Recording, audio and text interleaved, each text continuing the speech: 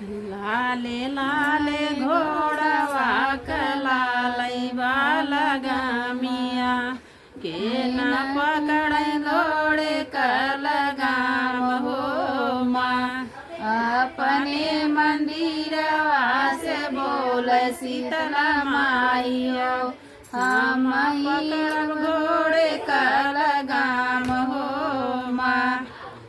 लाले लाले घोड़वा कलालै वाला गामिया के न पकड़े घोड़े का लगाम हो माँ।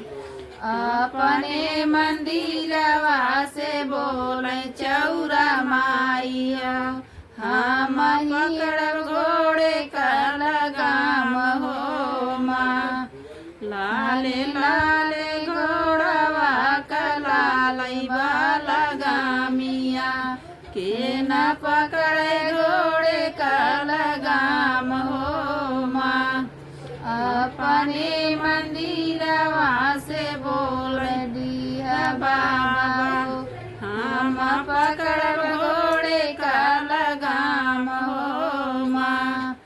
लाले लाले घोड़वा कलालै वाला मंदिरवा अपने मंदिरवा से बोल शीतला माइयो हम पकड़